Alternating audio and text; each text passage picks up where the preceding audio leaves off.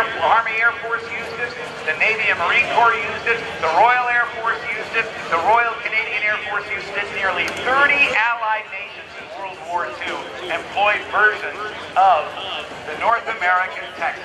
Smoke on from the left. Ladies and gentlemen, I want you to welcome from the city that taught the world to fly, Bill Leff.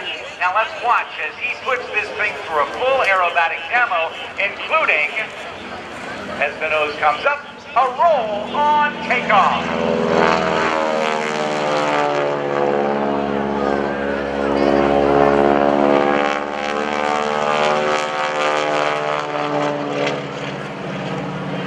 Now Bill Leff has been flying a different North American Texan. Those of you who have come here in years past might remember a very, very shiny T-6. But we're going to talk to him right now. This is a new airplane for him, and Bill Leff, I'm excited you got yourself a new airplane to fly. Yes, sir. It's a bundle of fun to fly here at NAS Oceana at Virginia Beach. It is a good day. Now, let you get both hands on the stick as you set up. Bill has picked up this new Texan, one that actually saw service during the Korean War and served with the Spanish Air Force as well. And it's a T-6 is a two-piston airplane. I was just going to say it's a little harder to handle than your other one, isn't it? Yes, sir. Okay, you're setting up. Are you going to do a loop for us? Okay, first we're going to do a slow roll, and then we're going to do a Q&A. All right, we're ready for it. Energy management, gain a little bit of altitude with each pass. And entry into your slow roll will be what kind of speed, Bill? 160. Got it. About 160 miles an hour. Watch for the nose to come up, and he'll slowly throw that stick to the left. Lots of coordination there. The other aircraft that he had experienced an engine failure, and he had to put it down in a field. And it's being rebuilt, so he picked up this one. And he tells me that the stick is a little bit shorter, so he has to work two hands on the stick. So normally... A beautiful day up here. We're going to do a Q&A next. Okay, very good, Bill. Normally we'd be talking more throughout the demonstration, but he's got two hands on this shorter stick to make it do what it has to do. What a crowd. Looks pretty good, huh? Not bad. All right, is this going to be a two-fisted maneuver? Not bad. Okay, he's got to take his hand off the microphone. Left hand. Both hands go on the stick. He pulls that stick back into his lap, pulls 4 times the force of gravity, and he'll do 5/8 of a loop. On the way down, let's see if he does a full roll and a half.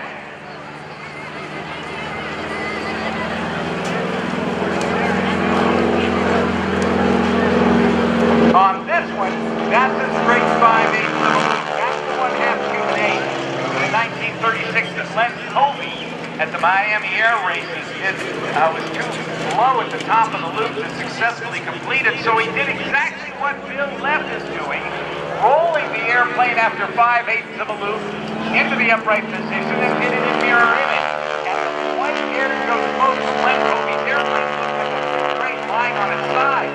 Nobody had seen the maneuver. They asked him what the maneuver was, and he replied with 2 words in Spanish because he was training the Cuban Air Force pilots to fly aerobatics, Ocho Cubano, and the name has stuck since 1936. That is the Cuban A. Good old-fashioned barnstormer's loop, followed by a horizontal A. We're ready for you. 4 Gs, and how fast going into the loop, Bill? About 200 miles an hour. All righty. We'll do 4 Gs vertical, then we'll do 4 Gs horizontal. I got it. 4 times the force of gravity. As we stand here on Earth, we experience 1 G. If you're on a roller coaster someplace like King's Dominion, you get to the bottom and you get pushed into your seat, that might be 2 Gs or twice the force of gravity, where you will double your body weight just for a second or two. As Bill Leff pulls up, he will experience 4 times the normal force of gravity.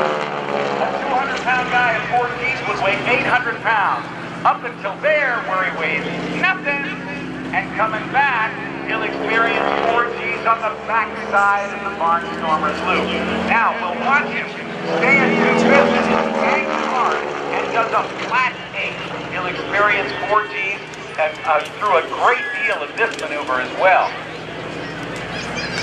People have asked about the air show smoke. What is that smoke?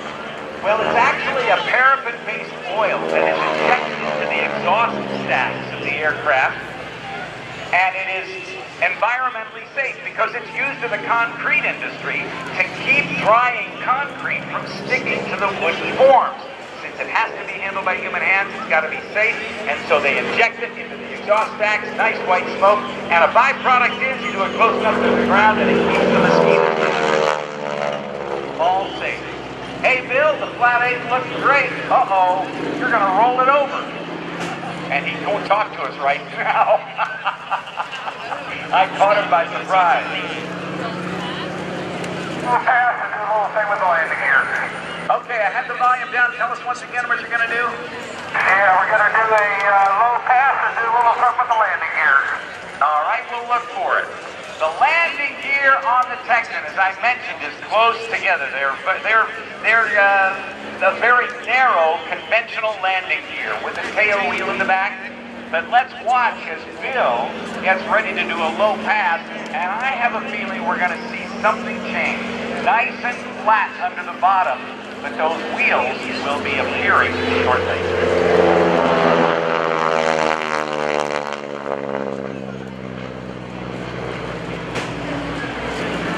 Over on its back.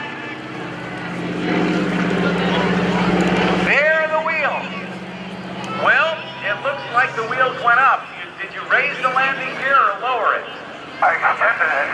Okay, I'll buy that. Extend it. Well, now you are aerodynamically dirty. Your speeds it's got to be tougher than ever to handle this airplane. Oh yeah, now we're gonna do a roll with the gear down. So with the gear down, the drag that is caused by those wheels and the turbulence in the wheel wells Now we where got they big were. holes on the bottom of the wing, so aerodynamically, the airplane doesn't fly the same. There you go. That's from the pilot himself. Okay, we're ready for it. Now, again, the airplane rolls over, watching his speed very carefully. Lots of turbulence and drag created by the wheels and the wheel wells being open. It's a dirty roll. But you did it cleanly. Okay, now we're going to slow the airplane down. We've been going pretty fast all along. We're going to slow down to minimum airspeed and do what they call the high alpha pass. All right, very good. We saw the high alpha pass done by the Hornet and Super Hornet demonstration aircraft from VFA 106 a while ago. Angle of attack is the number of degrees that the nose is either pitched up above the horizon or down below the horizon, in this case the relative wind, I should say, and Bill's going to slow it down. He's going to pull the stick back, raise the nose, and then add power. Pull the stick back some more, add some more power. Pull the stick back some more, add some more power, and this 5,500-pound airplane is going to slow down to about 60-some miles an hour, and we'll ask Bill shortly how slow he's going. Ready for a speed check, Bill? There's 80 miles an hour. 80. 75. 75. 70.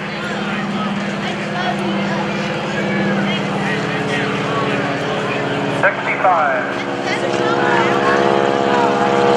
That's just a couple knots above stall speed.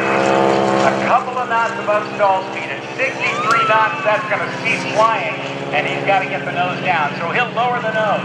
Throttle will go forward, and I have a feeling now we're going to see the gear retract up into the wheel wells for the remainder of his performance today. Yep, they're coming up. Bill, that was amazing. If you got any slower, you'd have turned into a bag of hammers. You bet. Okay, next we're going to do a 4-point roll, and then come by and do a couple camera passes. Got it. The 4-point hesitation roll will require very precise work of the stick to rotate the aircraft every 90 degrees, stop at each quarter of a roll throughout the maneuver. It's not easy when you have an airplane that weighs this much and is going only about 150 miles per hour. Bill, am I right about 150 or 160 miles per hour entrance? He ain't coming. It's going to be about 170. Up, 170. Now let's watch for the nose to come up. Thanks, sir.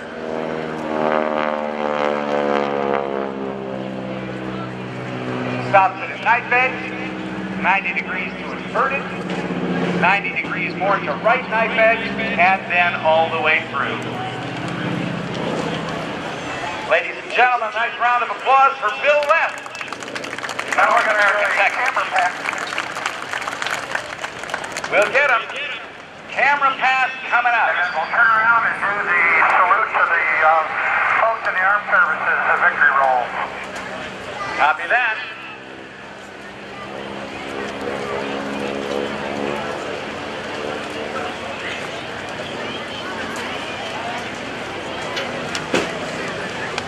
Cameras on the North American Texan.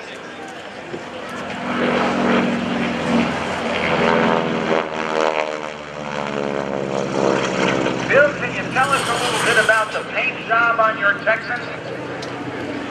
Oh, this paint job is to commemorate the 56 fighter group which fought with T-47 in World War II in France. That was Gabby Gabreski, is one of our top aces.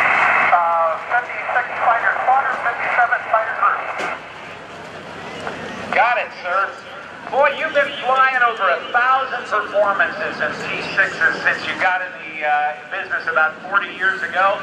But you learned to fly and earned your money to learn to fly by delivering papers, didn't you?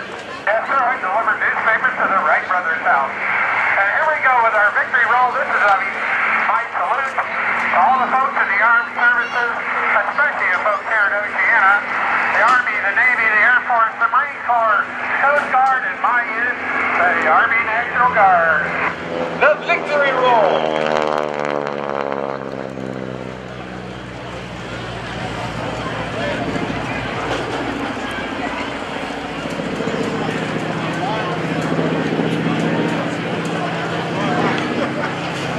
Ladies and gentlemen, let's join in a round of applause for all those who serve in the military. And the first responders, too. How about that, Bill Leff? Oh, absolutely. We'll see you on the ground, my friend. Okay, we'll see you. Thanks for all, folks. See you tomorrow. Thank you, Bill Leff. Bill's going to switch back to the boss and touch down. Now, ladies and gentlemen, right out in front of you, I want you to take a look at a very, very interesting vehicle. It's made by Dodge. And last year, the Dodge folks brought back the legendary 1970 Hemi Shaker with a limited edition 2014 Dodge Challenger RT Shaker Edition. What does Shaker mean? It's called Shaker because the air cleaner scoop protrudes through a hole in the hood and shakes because it's attached directly to the engine. Every year, Dodge was keeping the Challengers unique and delivering fun driving packages, I should say, for all levels of experience. 2015 is the Dodge Challenger RT Scat Pack Hemi 392.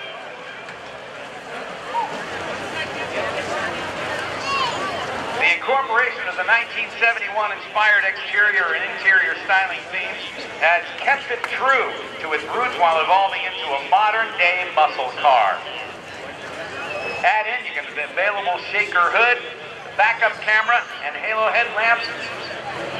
Whoa, yeah, and the affordable RT Scat Pack muscle car has a potent 6.4-liter Hemi engine, 485 horsepower that gives it quick, lightning quick shifting options, 8-speed automatic or 6-speed manual transmissions.